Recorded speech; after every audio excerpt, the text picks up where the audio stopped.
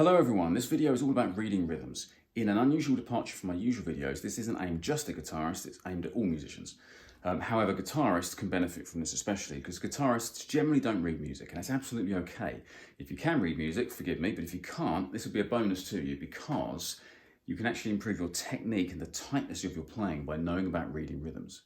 Also, if ever you've downloaded music in the form of, say, tab, and you're playing it and you're thinking, that doesn't sound right, it could be a problem with the rhythm. Now, this video is going to address the essentials. It's not going to exhaust everything about reading rhythms because that will take all day, but we're going to give you the bare essentials to get you started. So most music has 4 beats to a bar. Basically, we divide the music up into blocks of 4. So that means I can only fit 4 beats in a bar, okay? And this is your 4-beat note, also known as a semi-breve or a whole note, because it lasts a whole bar. So that would mean there'd be a bar line there, and that's all we can fit in there. Now, when I was at school, I was told to call this Coca-Cola because it would last for 4 syllables. Coca-Cola. That's not 4 notes, 1 per syllable. It's just 1 word, 1 note. Coca-Cola. It's okay to count this though. 1, 2, 3, 4. But what would happen if you want to play something longer than 4 beats, say 8 beats? You can't fit 8 beats in a bar. You're not allowed. And what you can do is you can draw another 4-beat note, a whole note, and tie them together. That's actually called a tie. You don't play this second note. You play the first one, 1, 2, 3, 4, hold 2, 3, 4. The same applies if you were playing chords. If you were to write this using chords, you do this kind of angular diamond looking thing, and the rhythm would be played exactly the same. So here's a chord, 1, 2, 3, 4, hold 2, 3, 4. So the next division would be a half note, which lasts half a bar. So that would look like this. This is called a minim or a half note. I can fit 2 of these in a bar because 2 plus 2 is 4. Okay, so this would be counted like this. 1, 2, 3, 4. Or, when I was at school, I was told to call it a name like coffee because it's got 2 syllables. Coffee, coffee. But numbers are fine. 1, 2, 3, 4. And again, if you wrote this in chord notation, it would be this kind of angular, diamondy shape like that. Our next division is the famous crotchet or quarter note, and there's 4 of these in a bar. Okay, so you can count this 1, 2, 3, 4. Again, if you write it as chords, it would look like little dashes like that. Now you might be wondering, what about 3 notes in a bar? Well, that would be the dotted minim, okay, or the dotted half note. Now, what that dot does is it adds half of the value of a minim. Okay, so a minim or a half note is 2 beats of the bar. 2 plus half of 2 is 3. And that's what that dot does in general. So for example, if you had a crotchet that's 1 beat and you put a dot there, you've got basically 1 plus half of 1, which is a 1.5 beat note. Let's not go there yet, that's a little bit hard to count. So we're going to stick to this and it just lasts 3 beats. 1, 2, 3, and then the next note. Now, when you're playing these notes, you need to make sure that they do last their intended duration. If you stop for example, a semi-breve, if you stop that short like this, 1, 2, stop, you don't have a semi-breve. Instead, you'd have something like maybe a minim and then a 2-beat rest, like that. So that's 1, 2, stop, 2, 1, 2, stop, 2. So let's talk about rests for a minute, okay? So here is what's called the stave in music. For guitarists, these are not your strings. This is just 5 lines that applies to any instrument, okay? So what you've got is, you've got different types of rest. A rectangle hanging from a line, that's your 4-note rest, or your semi-breve rest, or your whole note rest, okay? You literally have to stop the strings dead at this point. Now, if you want a 2-beat rest, it's also a rectangle, but this time it's sitting on the line like that. And if you want a 3-beat rest, you put a dot there, just like we did with the notes. A 1-beat rest, or a crotchet rest, or a quarter note rest, if you like, it's very difficult to draw. I'm going to do my best. It's something like that. That's awful. I'll try that again. Slightly better. So when you're reading a rhythm, it's absolutely essential when you see a rest to make sure you stop the strings dead. So for example, if we've got something like a crotchet chord and then a 1-beat rest, a crotchet chord, another crotchet chord, and then a rectangle sitting on a line, and then maybe a minim like that. So what we've got here is 1, 2, 3, 4, chord, stop, chord, chord, 1, 2, 3, 4. Using numbers, 1, 2, 3, 4, stop, 2, 3, 4, finished. So now on to the faster stuff. So we're going to talk about quavers, or 8th notes. There's 8 of these in a bar. They last half a beat each. Now this is what one single quaver looks like. Lots of them look like that. And we've done these beams here, and the reason these beams are not all the way across is that's actually quite hard to read, whereas if you break things into chunks, it's easier to see. So we can fit 8 eighth notes in a bar. The way we need to count this is to try and think in fours. Not all music has 4 beats in a bar, but most music does. And we want to stick to that counting of 4. You don't want to count 1, 2, 3, 4, 5, 6, 7, 8, because that deviates from our 4 beats in a bar routine we've got into. What we want to do instead is count 1 and 2 and 3 and 4 and. So let's say the tempo of our music is 1, 2, 3, 4. We'd have 1 and 2 and 3 and 4 and. I'll do that slower. So imagine our tempo is 1, 2, 3, 4. 1 and 2 and 3 and 4 and. Let's make this a bit harder now. So what we'll do is we'll take out some of these quavers. So we've now got something like 2 crotchets, 1, 2, and then some quavers. So this would be 1, 2, 3, and 4 and. Or in this example, 1, 2, and 3, 4 and. Moving on, we've now got 16th notes or semiquavers, which look like this. That's one semiquaver. Trying to read lots of those would be really difficult. So again, what we do is we use beams across the notes to make our lives a little bit easier. Now, unsurprisingly, you can fit 16 of these in a bar. 1, 2, 3, 4, 2 beams, because it's semiquavers. That's really untidy, but you get the gist, like that, okay?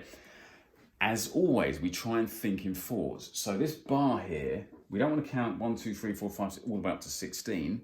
We're going to lose our kind of pulse. We want to count like this: 1 E and 2 E and 3 E and 4 E and okay, and that rolls off the tongue. 1 E and a 2 E and a 3 E and a 4 E and a 1, 2, 3, 4. 1 E and a 2 E and a 3 E and a 4 E and a. Now, when you're practicing this, it's not a bad idea to accent or play slightly harder the beginning beats like that, just to get used to the timing. So it's 1 E and a 2 E and a 3 E and a 4 E and a, like that. And then eventually see if you can keep in time with your metronome or drum machine without the accent. So 3, 4, 1 E and a 2 E and a 3 E and a 4 E and a. By the way, you have got even faster divisions of this, like the demi-semiquaver and the hemi-demi-semiquaver. I'm not making this stuff up. These are real names. You could call it, of course, a 32th note and a 64th note.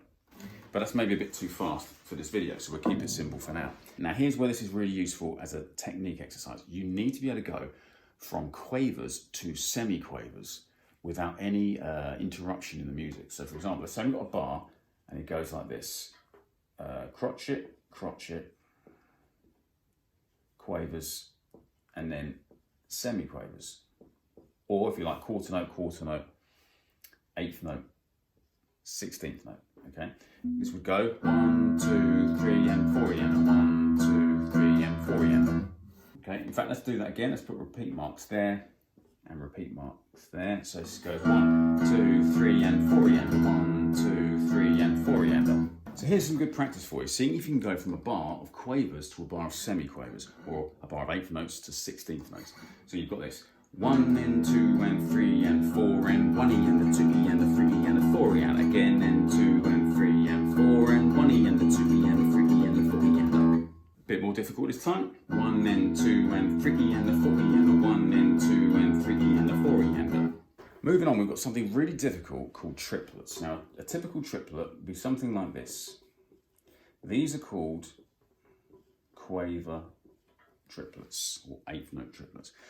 Basically, the way this works is you have to fit 3 notes into the space of 2 quavers, right? Better way of thinking about it is this: 3 notes per beat of the bar, okay? So, for example, here's my bar, and let's say it's all triplets like this.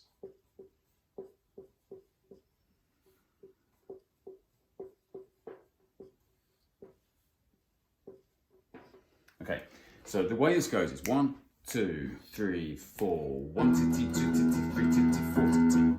I'm saying 1 TT because it rolls off the tongue. 1 T, 2 T, 3 T, 4 T. Again, it's useful to be able to go from one thing to another. So to go from triplets to semiquavers is really difficult, but it's very good practice. It would sound like this: 1, 2, 3, 4, 1 T, 2 T, 3 T,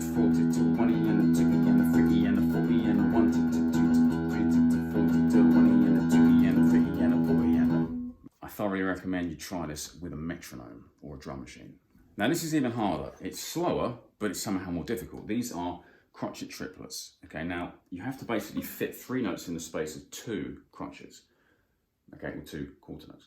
So that's really difficult because if I count 4, 1, 2, 3, 4, I've somehow got to get 6 evenly spaced notes in that bar of 4 beats. It's analogous to trying to divide 10 by 3, you know, it's kind of a bit awkward. So the way we do it is, well, first of all, experience. So this is what it sounds like. 1, 2, 3, 4, da, da, da, da, da, da. Okay, I'll do that again. 1, 2, 3, 4, ba, ba, ba, ba, ba, ba. Now, the way I first learnt this was I used to imagine, you know, when a drummer's doing like a rhythm and suddenly they break into like blah, blah, blah. So, blah, blah, blah, blah, blah, blah. It's that kind of feel. 1, 2, 3, 4, blah, blah, blah, blah, blah, blah. 1, 2, 3, 4, blah, blah, blah, blah, blah, blah. Last but not least, let's look at the really awkward rhythms. So you might have something like 2 eighth notes or 2 quavers, and you might get this, a dot here, and a little line there. And that means that's now become a 16th note, a semiquaver. This is now a dotted quaver, or dotted eighth note. So this lasts for 1 E and then that comes in on the So it's 1 E and 1 E and So if I have lots of these, like this, by the way, I've written this as chords, but because it's easier to write, but I'm going to play it as notes because it's easier to play this as notes while I'm trying to point to the board. Okay, God, my handwriting's terrible, I do apologise. Anyway, so you've got 1 E and 2 E and 3 E and 4 E and okay, 1 E and 2 E and 3 E and 4 E and You could reverse this, of course, and have something like this, and then the dot there. Okay, so if I do a load of those, so I've now got 1 E and 2 E and 3 E and 4 E and again, 1 E and 2 E and 3 E and 4 E and But notice how all the time I'm doing this, I'm never deviating from 1, 2, 3, 4. So let's look at something for the guitarist now. This is the most common strumming pattern you'll ever see. It's basically derived from a bunch of quavers, but we've taken this quaver out. So we're missing an and here. We've got 1, 2, and 3, and 4, and 1, 2, and 3, and 4. So if I play an E chord and do this rhythm, it's 1, 2, and 3, and 4, 1, 2, and 3, and 4. Notice how the numbers are on the downstroke and the ands are on the upstroke. 1, 2, and 3, and 4, and again, 2, and 3, and 4. And my right hand, by the way, never stops moving. If ever you go down and stop, that's not good strumming technique. Always keep your hand moving. 1, 2, 3, and 4. I nearly forgot something in this video. The awkward rests, like quaver rests. These are really difficult. So imagine you've got a bar with a quaver, then a rest. A quaver, then a rest. Quaver, then a rest. Quaver, then a rest. And these are all half a beat each, and if you add them up, you'll see it still adds up to 4. 8 halves is 4. Now the way you would play this is you'd go 1 stop, 2 stop, 3 stop, 4 stop, like that. It's quite awkward. There is another way of doing this. You could write 4 crotchets and just put a dot underneath them, and that means staccato, it means shorten the notes. However, that's not very specific. How short, we don't really know. It's normally bip, bip, bip, bip, like that. This is more specific. It's saying 1 and 2 and 3 and 4 and. Notice how I am actually stopping the string dead on those rests. 1 stop, 2 stop, 3 stop, 4 stop. What's more difficult is if you do that the other way round. So if you have the rest first and then the notes. By the way, these aren't 7s, they're actually just symbols, meaning half beat rest. So what you've got here is, I'm going to have to count this in. This is really weird. It's 1, 2, 3, 4, 1 and 2 and 3 and 4 and 1 and 2 and 3 and 4 and. And a good tip for guitarists here is to basically miss the down, hit the up. So you get, let's see if you actually see my hand. 1, 2, 3, 4.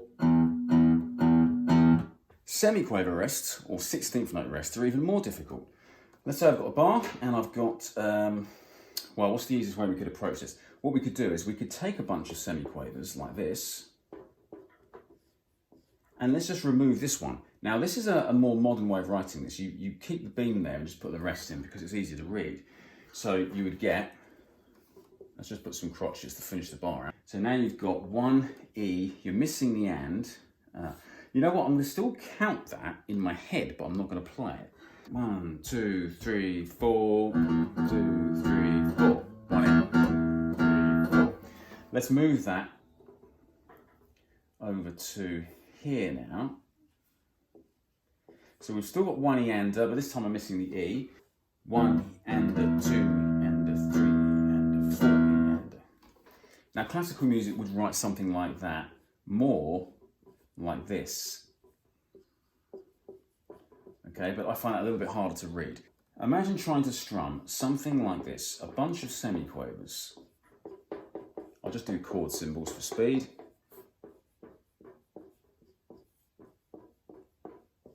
Oh God, that's terrible handwriting, but it's just about readable, I think. So a bunch of semiquavers, and what we'll do is we'll just remove some of these at random. So let's go for, let's take that one out there.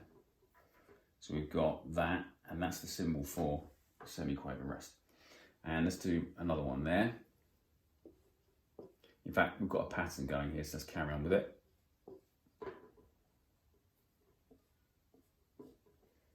Okay, so if that was all semiquavers, it would be 1 E and a 2 E and a 3 E and a 4 E and. I'm missing the So it's 1 E and, 2 E and, 3 E and, 4 E and. Anyway, I hope that crash course in reading rhythms was useful to you. If so, please click like and subscribe. Thank you, and I'll see you next time.